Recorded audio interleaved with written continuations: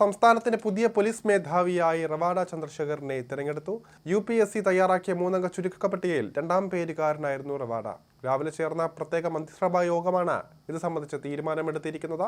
IBയിൽ special ഡയറക്ടറായിരുന്നു Ravada. Road സുരക്ഷാ കമ്മീഷണറായ നിതിൻ അഗർവാളിന്റെ പേരും പരിഗണനയിലുണ്ടായിരുന്നു.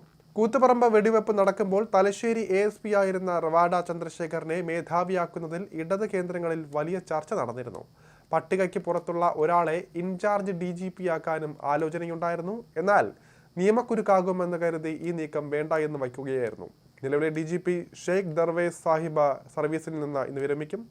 1991 batch ഉദ്യോഗസ്ഥനായ ആന്ധ്ര സ്വദേശിയായ റവാഡ ചന്ദ്രശേഖറിന് 2026 വരെയാണ് സർവീസ് ഉള്ളത്. പോലീസ് മേധാവിയായാൽ 1 വർഷം കൂടി അധികം സർവീസ് ലഭിക്കും. കേന്ദ്ര ഇന്റലിജൻസ് ബ്യൂറോയുടെ സ്പെഷ്യൽ ഡയറക്ടറായിരുന്ന റവാഡ ചന്ദ്രശേഖറിനെ അടുത്തിടെ കേന്ദ്ര ക്യാബിനറ്റിൽ സുരക്ഷാ സെക്രട്ടറിയായി കേന്ദ്ര സർക്കാർ നിയമിച്ചിരുന്നു. എന്നാൽ പോലീസ് മേധാവിയാക്കിയാൽ കേരളത്തിലേക്ക് തിരിച്ചു വരാൻ താൽപ്പര്യമുണ്ട് എന്ന് റവാഡ ചന്ദ്രശേഖർ സർക്കാരിനെ അറിയിച്ചിരുന്നു. കഴിഞ്ഞ ആഴ്ച തിരുവനന്തപുരത്തെത്തിയ റവാഡ ചന്ദ്രശേഖർ മുഖ്യമന്ത്രിയെ നേരിൽ കണ്ടിരുന്നു. സ്ഥാനമൊഴിയുന്ന പോലീസ് മേധാവി ദർവേസ് സാഹിബ് ഉൾപ്പെടെയുള്ള ഉദ്യോഗസ്ഥ പ്രമുഖർ റവാഡയെ പിന്തുണച്ചിരുന്നു.